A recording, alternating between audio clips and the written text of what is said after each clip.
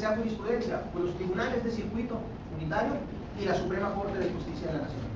Después de esas sentencias o de esas tesis en un mismo sentido, es como se puede crear jurisprudencia. ¿Cuál es la parte de la formalidad? Que tienen que ser 5 en un mismo sentido y de manera ordenada o cronológicamente consecutiva. ¿Sí? ¿Cómo se dan esas resoluciones, esas sentencias? En materia civil, se los acabo de decir, cuando falta un número entre el 1 y el 2, ¿qué número pudiéramos poner entre el 1 y el 2? El 1.1, y puede darse el 1.2. Esas situaciones, por así decirlo, o sea, figuradamente, el único que lo puede hacer es el juez en materia civil. A eso se le conoce como tesis o resoluciones judiciales. Si se dan 5 situaciones de 1.1, de 1.1, de 1.1, de 1.1, entonces la Suprema Corte puede determinar que sea jurisprudencia. Y una vez que se determina que es jurisprudencia, obtiene el carácter obligatorio de ley.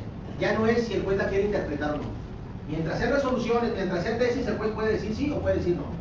Pero una vez determinado jurisprudencia, obtiene el carácter obligatorio de ley y el juez ya tiene que decir, o ya nosotros, la parte actora o la parte de la defensa, tiene que decir, existe jurisprudencia, quiere decir que ya es ley. ¿Cómo se da? Con esa reiteración de tesis. Esa no cumple con un proceso en Cámara de Diputados, no, esa se da por reiteración de tesis y se exponen ante la Suprema Corte de Justicia o ante los tribunales del circuito unitario. ¿Sí? Así es como se da la jurisprudencia. Como si fuera un parche, pero al final, cuando ya es jurisprudencia, ya eso tiene carácter obligatorio de ley. ¿Sí? Muy bien, y entonces,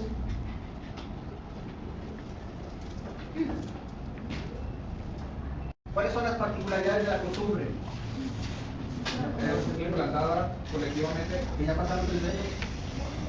Sí. Ayer, en este mismo uso de la costumbre, ya lo habíamos visto. ¿Qué dijimos que eran los usos? Era la parte, es la práctica en una cierta materia, pero la diferenciaba con los usos, que es la parte objetiva, no la parte subjetiva. Lo digo con la costumbre. Como un hábito, ¿no? Práctica social. Son hábitos, pero ¿cuál es la diferencia entre usos y costumbres? Que la costumbre se usa como, o sea, de obligatoriedad. La costumbre abarca una colectividad, de manera repetida y reiterada. Es una colectividad. Los usos se dan entre un grupo determinado de personas. Puede ser entre individuales o entre un grupo más reducido. ¿Qué día festejan los abogados el día del abogado?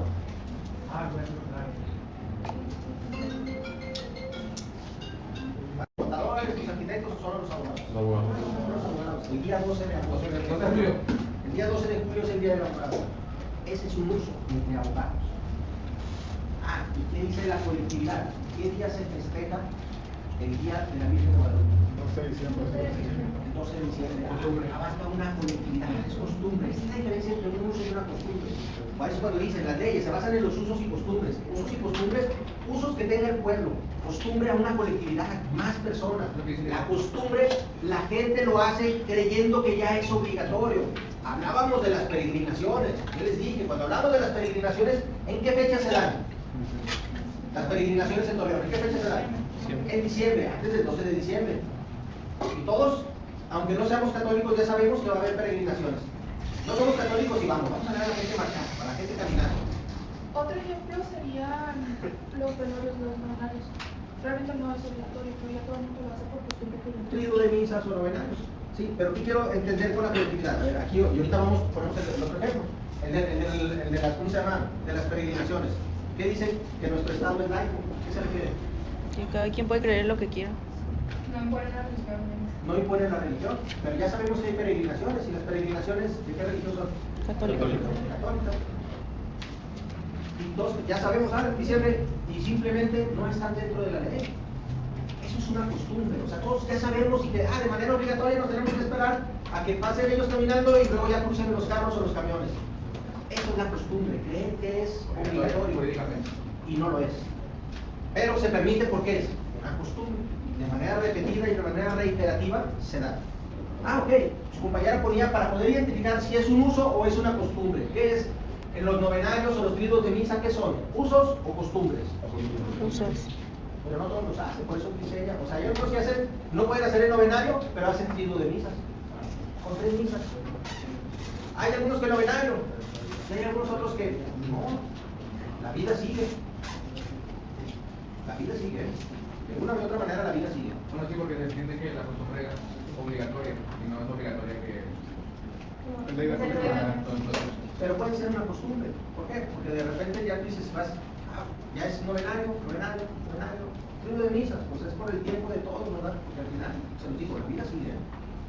Ya no todos podemos ir los 9 días, pero podemos ir 3. Eso ya depende de cada quien. Pero esa es la diferencia entre usos y costumbres. Bueno, hoy en la actualidad, la costumbre es una fuente de ley. Sí, es una fuente, es de donde brota, es de donde emana. Hoy en la actualidad es muy difícil que una costumbre ya no sea ley. Ya casi todas las costumbres ya lo son. Simplemente identificar que la costumbre puede ser una fuente de derecho y es una fuente formal. Profesor, bueno, es que donde viene específicamente lo de las diferencias, entonces no entendí bien un concepto que se iba a preguntar. Menciona que una de las diferencias más importantes es en la objetividad y la subjetividad, y eso fue lo que no terminé de relacionar. ¿Qué es objetivo? Bueno, por lo que yo entendí, objetivo quería decir que es como que todas las personas están de acuerdo y subjetivo era de que ya la costumbre era como una ley. Tú sabes si lo haces o no. Ajá. Tú sabes si lo haces. Cuando tú hablas de subjetividad, dijimos, el derecho subjetivo es la facultad que tenemos todos de hacer o de no hacer. Cuando tú dices subjetivo es porque tú sabes si lo haces o no, aunque la colectividad no considere. Te digo, yo te puedo decir en cuanto a los usos. Todos sabemos que el día 12 de julio es el día del abogado. Tú sabes siendo abogada si lo festejas o no. Al final es un uso. Tú sabes que el día 12 de diciembre es el día de la Virgen de Guadalupe, reliquias y todo. Aunque tú seas católica, tú sabes si lo haces o no. O sea, todo es subjetivo. Todos podemos decir que es objetivo porque está regulado y es la creencia de que es obligatorio. Subjetivo porque sabemos si lo hacemos o no. ¿El objetivo por qué era? Porque todos creemos o tenemos la creencia de que está regulado. Hablar de derecho objetivo es porque dijimos, una parte se lo dije. Derecho objetivo es el conjunto de normas imperativas punitivas o el conjunto de normas jurídicas. Pero, ¿qué era lo importante? La norma escrita. Toda norma escrita. Por eso habla de objetividad, creer que está escrito, creer que es obligatorio, cuando es meramente subjetivo. ¿Sabemos si lo hacemos o no? ¿Sí? De este capítulo de las fuentes del derecho, ¿alguna pregunta? No. Muy bien, fíjense bien. Para la siguiente semana yo les voy a pedir que lean los capítulos. Estamos ya por terminar el programa,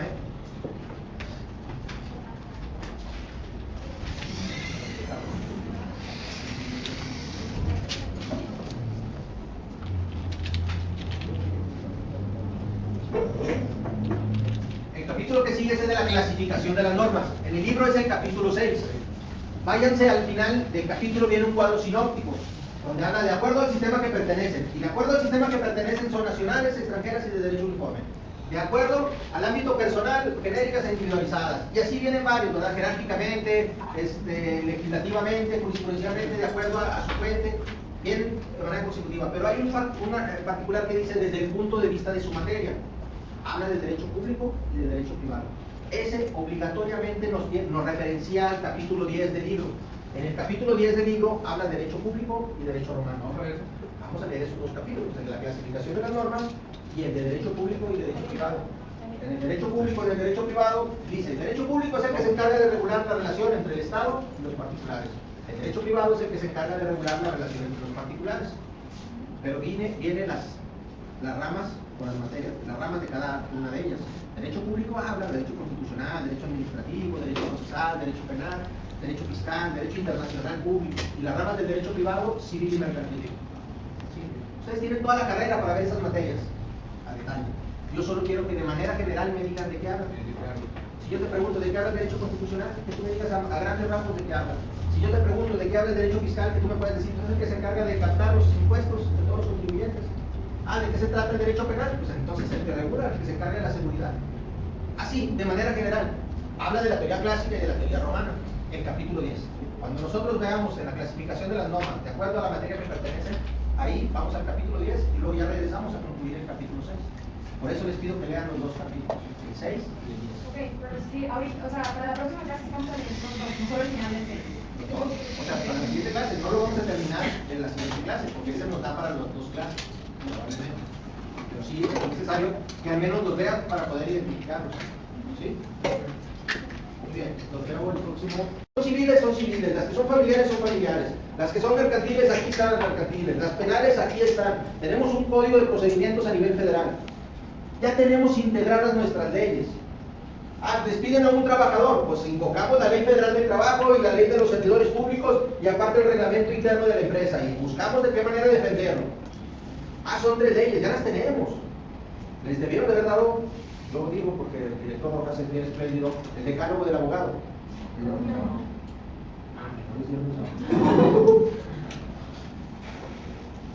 Dejas de ser abogado en la medida que dejas de estudiar y de prepararte.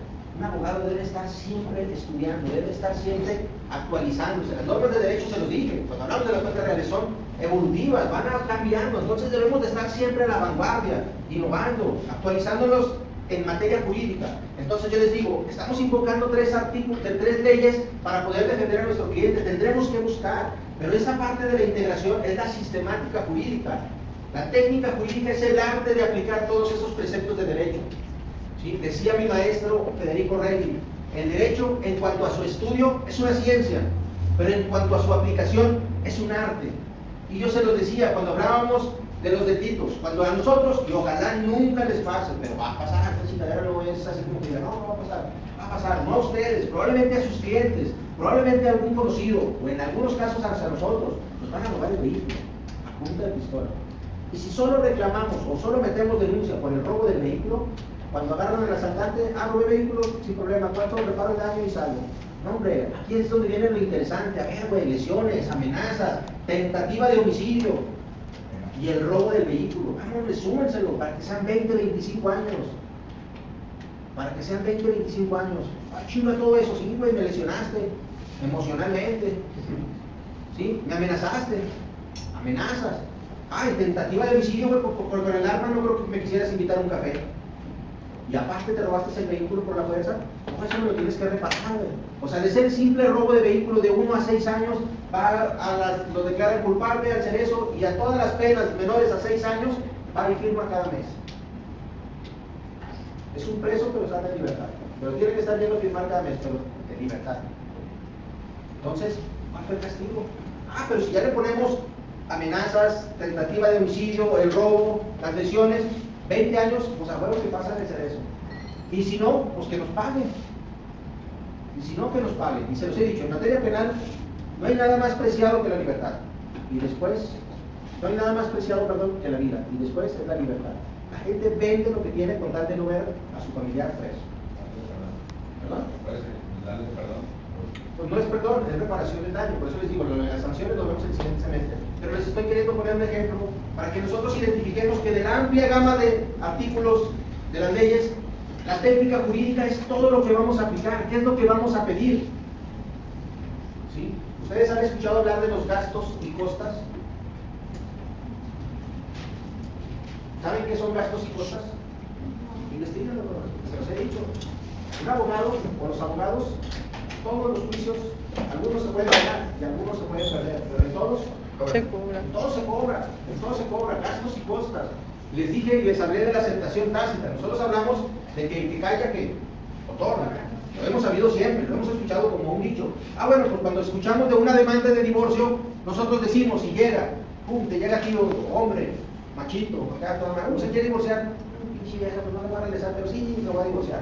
Y pero abajo decían con las letras chiquitas que los gastos y costas correrán a cargo del demandado. Entonces tú nomás le dice que él quería divorcio, no, sí, pinche vieja, Simón, no le firmo, al cabo ya no firmando, estoy aceptando. Y ya cuando le llega el juez y le dice, aquí debe los honorarios del abogado, chinga, pues si ella se quiere divorciar, que ella lo pague. No, güey, al no firmar está aceptando, al no contestar está aceptando. Porque la gran mayoría, si nosotros que estamos estudiando para abogados no sabemos lo que son gastos y cosas, imagínense el resto de la población, ¿esa chingadera que son? Yo creo que lo de las copias, los que tienen que pagar ahí juzgados. No, güey, lo que cobran los honorarios del abogado. Por eso es importante que leamos, por eso les digo, la técnica jurídica, eso lo podemos incluir. La técnica jurídica es el arte de todo lo que está, de todos los preceptos de derecho, aplicarlos al caso concreto. Por eso, hablar de este capítulo de jurisprudencia técnicas es simplemente identificar sistemática jurídica, es la parte de la integración de todos los preceptos de derecho, es la teoría. La técnica jurídica es la práctica, el arte de aplicar los preceptos de derecho. A eso se refiere ese capítulo. Esto es lo único que quiero que lean de esos capítulos. De estos 3, eso es lo único que quiero que lean. ¿Sí? De esos 3 y de los otros 6. Lo que hemos visto. ¿Alguna pregunta? ¿Alguna duda? Sé que no los han leído. Muy bien.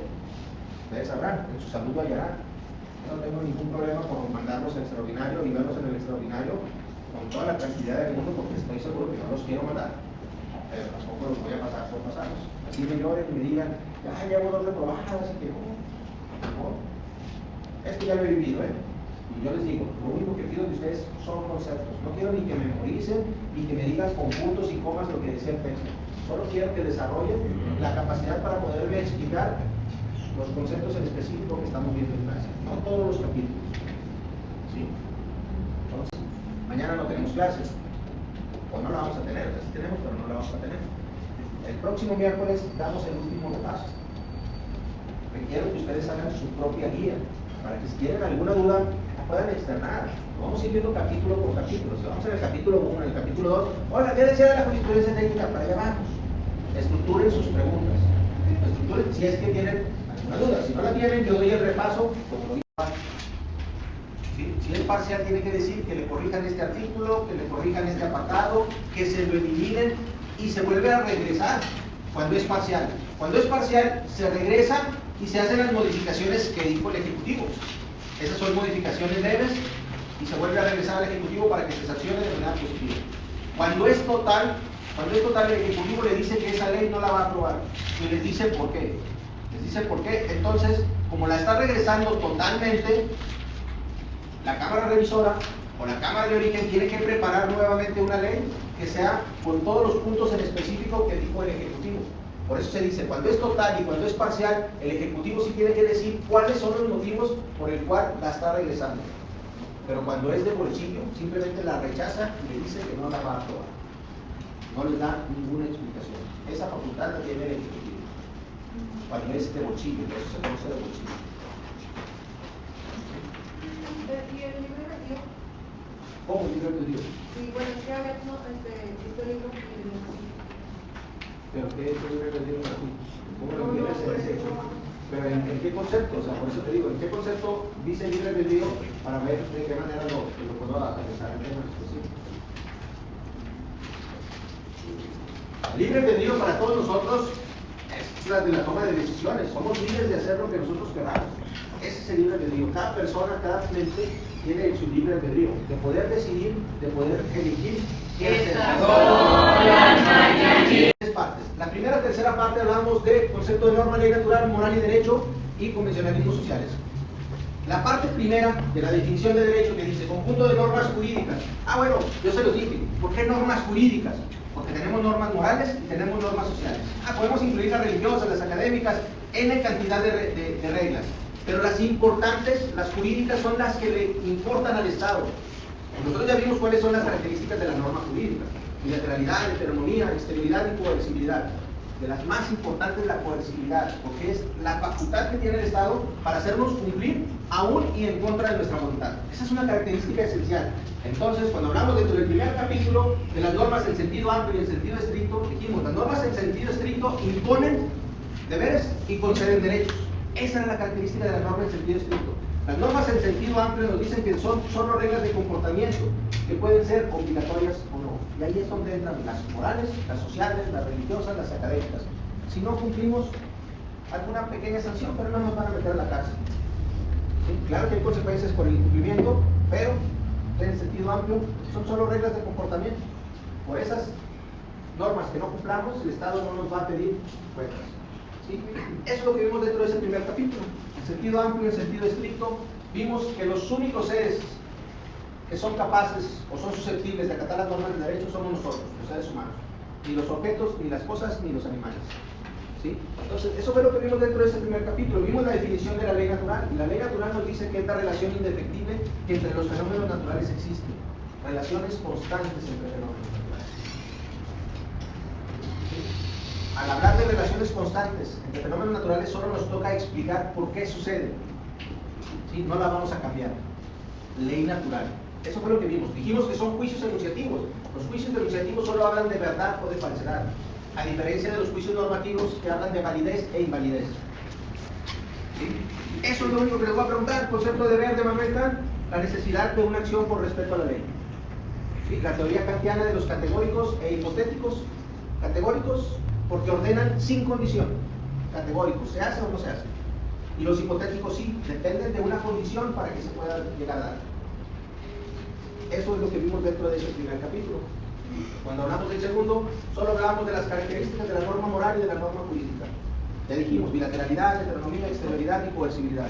Bueno, de la norma moral, bilateralidad, interioridad, autonomía e incoercibilidad. Yo se las menciono, pero claro que les voy a preguntar qué es unilateralidad, qué es bilateralidad, qué es heteronomía, qué es autonomía, exterioridad, interioridad, coercibilidad e incoercibilidad.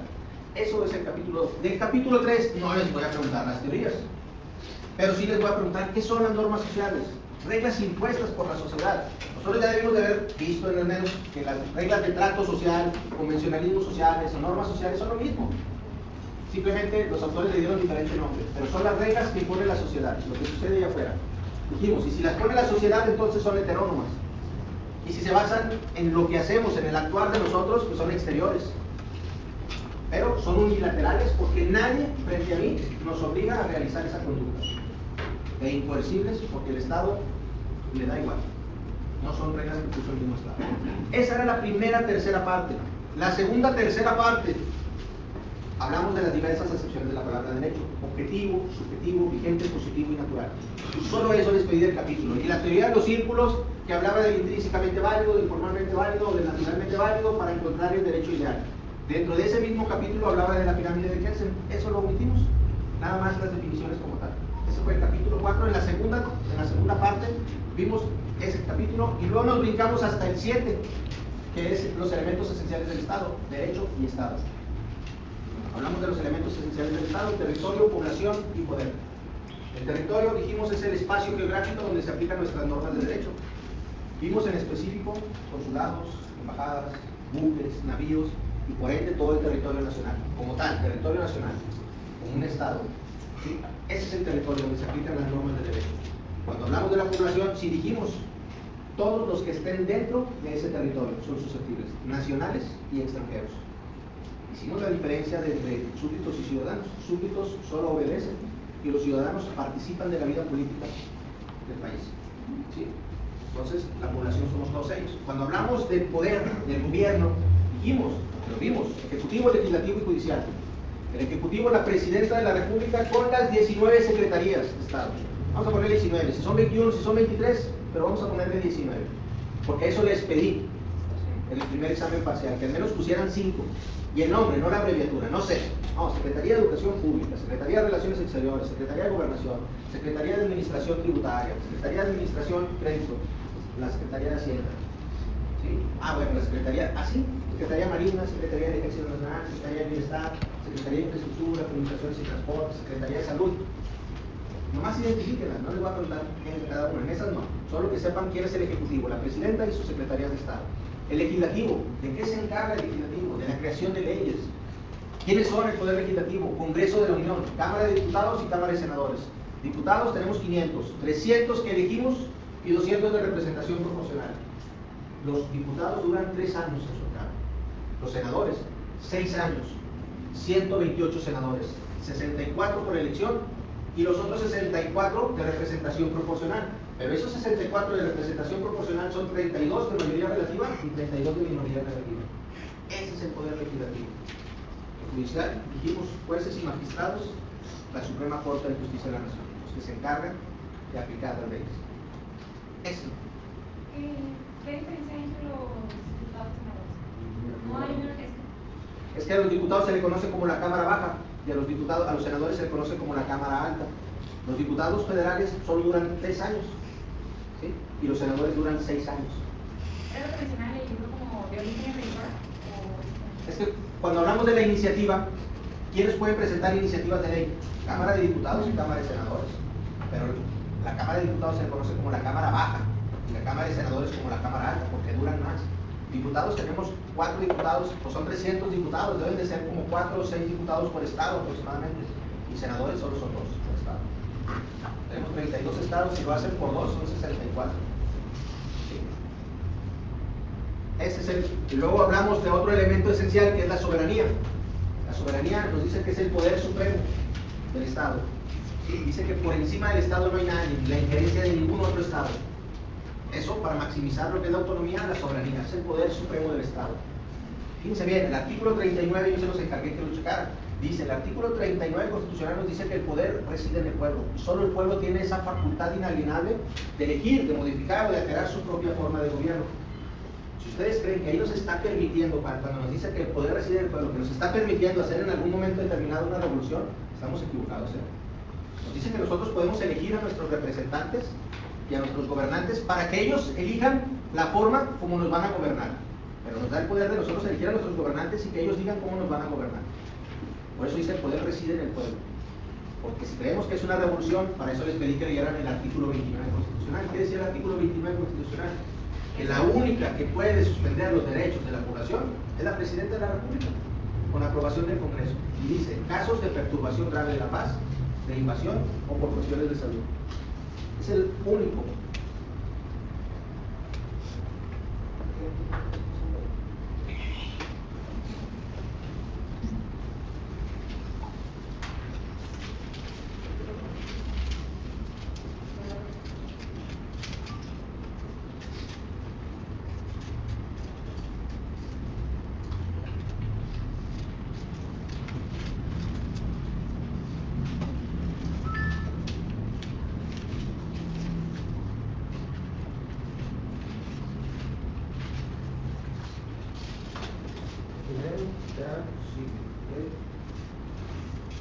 Entonces, esos son los elementos esenciales del Estado. Y luego nos regresamos ahora sí a las fuentes del derecho. Vimos las fuentes reales, formales e históricas.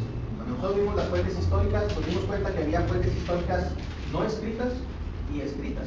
Dentro de las no escritas identificamos los monumentos, los edificios. ¿Sí?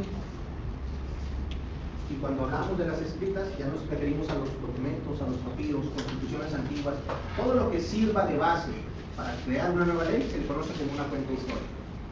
Vimos las fuentes reales, dijimos, las fuentes reales es el uso consuetudinario, lo que sucede aquí día a día. Eso va a determinar que hagamos nuevas leyes, y van a determinar el contenido de las mismas nuevas leyes. Esas son las fuentes reales, lo que sucede. Las fuentes formales, vimos, 3, pero si alguien leyó el libro son 5. Legislación, jurisprudencia, costumbre, principios generales del derecho y doctrina. Vamos a omitir los principios generales del derecho y la doctrina, nos vamos a quedar con las 3. Legislación, jurisprudencia y costumbre. La legislación, el proceso para crear una ley, lo dijimos, iniciativa, discusión, aprobación, sanción, publicación e iniciación de la vigencia. ¿Qué vamos a determinar? Pues que esa iniciativa, ¿quién la puede presentar? Presidente, congresos locales, Cámara de Diputados, Cámara de Senadores. ¿Okay? ¿Cómo se hace ese proceso? ¿Quién es la Cámara de origen? ¿Quién es la Cámara revisora? Y luego, la discusión, la aprobación, la sanción. Cuando hablamos de la sanción, en sentido positivo, pues bueno, solo se publica en el Diario Oficial de la Federación e inicia su vigencia. ¿Cómo inicia su vigencia? Sucesiva y sincrónica. ¿En qué momento sucesiva y en qué momento sincrónica? ¿Sí? La sanción es negativa, el derecho al veto cuando se da parcial, total y de bolsillo. Eso para identificar la legislación como la más importante. Por encima de la legislación no hay nada, es la más importante de nuestras leyes. Y luego la jurisprudencia. Dijimos, para efecto de clase, nosotros requerimos, porque hay otras maneras de crear jurisprudencia, pero dijimos que queríamos 5 sentencias, 5 tesis, 5 resoluciones judiciales en un mismo sentido. Sirven para cubrir las lagunas que tiene la ley, esos huecos que al momento de que crearon la ley no se consideró. Lo dijimos, está la ley, aquí hay huecos, y esos huecos es donde entra la jurisprudencia, o donde entran las resoluciones judiciales. ¿Quién les dio habilidades jurídicas fundamentales? Ah, pues lo dijimos, ¿no? Javier Aguilar, y les encargó, sí les explicó cómo consultar el semanario de la Suprema Corte de Justicia de la Nación, cómo buscar por cada determinada materia. Eso lo expusieron. O sea, ustedes se expusieron. Y cultura de la legalidad, no sé, ¿quién les da cultura de la legalidad? Carlos. Pero ¿quién es el titular? Digo, el titular sé que es el maestro Carlos, pero ¿quién? ¿Israel o Garduño no tocó ustedes? No. Ya no tiene cultura de la legalidad, ¿verdad? No. Sí. Era importante que les dijeran dentro de la materia cómo consultar, qué es el JUS, cómo consultar en la página de la Suprema Corte, en el semanario, porque viene por determinada materia. Materia civil, materia familiar, materia mercantil. O sea que ustedes pueden identificar una tesis. Antes de que sea jurisprudencia, pues es una tesis. Y yo se los dije a ustedes, cuando nosotros presentamos nuestras demandas o nuestras denuncias, nosotros tenemos que fundamentar y motivarlas. ¿A qué me refiero con fundamentar y motivar? Fundamentar es decir qué artículo estamos invocando y motivar lo que a la letra dice ese artículo. Pero nosotros se lo presentamos al juez No crean que el juez va a estar investigando, ya traemos este caso, ¿no? Nosotros se lo tenemos que presentar al juez y el juez determinará quién tiene los mejores argumentos. Si la parte que promueve es la parte actora o la parte que defiende, que es la parte defensora. ¿Sí? Y esa era la parte de la jurisprudencia. ¿Por qué es una fuente formal? Bueno, porque para que se den esas 5 resoluciones o esas 5 tesis en un mismo sentido, quien tiene que avalarla es la Suprema Corte de Justicia de la Nación o los tribunales de circuito, que son los que emiten y determinan que sea jurisprudencia. Al momento de determinar qué es jurisprudencia, obtiene carácter obligatorio de ley. Por eso es una fuente formal. Y la costumbre, la creencia para una colectividad de que lo que haga de manera repetitiva o reiterativa está dentro de la ley. La creencia, puede que no esté, pero para eso es la costumbre. Esas son las fuentes formales y esas son las fuentes del derecho. Esa es la segunda parte. La tercera parte lo vimos con la clasificación de las normas, jurisprudencia técnica y derecho público y derecho privado. Cuando nos toque el capítulo de la clasificación de las normas, bueno, pues de acuerdo al sistema que pertenecen, pues no solo mencionan, también díganme cuáles son las nacionales, cuáles son las extranjeras y cuáles son las del derecho uniforme. En este caso son los tratados internacionales. Desde el punto de vista de su fuente, ya desechamos históricas y reales y solo nos quedamos con las formales, legislativas, jurisprudenciales y constitucionales. Desde su ámbito espacial y su ámbito temporal de validez, nos estamos refiriendo a la definición de derecho vigente, por darnos una idea. Desde su ámbito espacial de validez es donde se van a aplicar las normas de derecho. Nosotros, cuando hablamos de la territorialidad, hablamos de manera general. Pero si hablamos desde el ámbito espacial de validez, debemos de entender que cada entidad federativa tiene sus propias reglas, sus propias leyes. ¿Sí? Cuando hablamos desde su ámbito temporal, identificamos vigencia determinada y vigencia indeterminada. Fecha de inicio y fecha de conclusión para la determinada, y la de indeterminada fecha de inicio, mas no sabemos cuándo concluir. Y luego hablamos desde la materia a la que pertenece. Dijimos, ahí lo vamos a relacionar con el capítulo 10. Derecho público y derecho privado. Derecho público, el que se encarga de regular la relación entre el Estado y los particulares. Derecho privado, entre particulares. Ramas de cada uno, les pedí que de manera general me digan de qué hablan: derecho constitucional, derecho administrativo, derecho procesal, derecho penal, derecho internacional público, fiscal, por poner unas, y del derecho privado, derecho civil y derecho mercantil. ¿Sí? Y seguimos ámbito personal de validez, genéricas e individualizadas. Genéricas porque van para un grupo determinado de personas, que somos todos los mayores de edad. Individualizadas cuando nosotros ya caemos en esos supuestos de la ley y se individualiza de acuerdo a cada uno de nosotros. ¿Sí? Desde su jerarquía, ahora sí, la aplicamos a la pirámide de Kelsen, la Constitución como la ley suprema, y luego leyes generales, que en este caso son las federales, leyes locales, que son las estatales, municipales, reglamentarias e individualizadas, desde su ámbito jerárquico, así como va. Desde el punto de vista de su cualidad, yo les pedí que omitiéramos desde sus sanciones, las imperfectas o las perfectas, esas las vamos a omitir, y luego desde el punto de vista de su cualidad, permisivas y prohibitivas. ¿Sí? Desde el grado de complementación, primarias y secundarias, esas también les dije que no las veíamos hasta el siguiente semestre. Y luego, desde la voluntad de los particulares, taxativas o dispositivas. Taxativas, nos tenemos que apegar al estricto sentido de la palabra, al estricto sentido de lo que diga la ley. Y en las dispositivas entra la voluntad de los particulares, que se pueden omitir o se pueden desistir en algún momento determinado. Eso, jurisprudencia técnica, dijimos, la jurisprudencia sirve para cubrir las lagunas que tiene la ley. Requerimos de tesis, bueno, pero aquí entra la jurisprudencia técnica, donde las tenemos que ordenar. Dice que la jurisprudencia técnica es la exposición ordenada y coherente de los preceptos de derecho. Se tiene que acomodar de manera cronológica, por eso dice, es la exposición ordenada y coherente de los preceptos de derecho. Se divide en dos: sistemática jurídica y técnica jurídica. La sistemática jurídica es la parte de la integración. Ahí vienen varios autores en el capítulo 9 del libro, ¿sí? Kelsen, Wichert, donde habla de las nomotécnicas, de las ideográficas, de las explicativas o declarativas. No quiero que me digan lo que cada uno de ellos decía, sino que es la parte de la sistemática jurídica como tal, la definición, que es la parte de la integración. Entonces, cuando hablamos de la técnica jurídica, esa es el arte de aplicar los preceptos del derecho. Y luego ya vimos el capítulo 10, derecho público y derecho privado, pero ahora sí con el conocimiento de lo que decía la teoría romana y lo que decía la teoría clásica. ¿Sí? Esos 9 capítulos son los que vamos a ver. ¿Sí? Muy bien, vamos a repartir pues el pastel para que vean.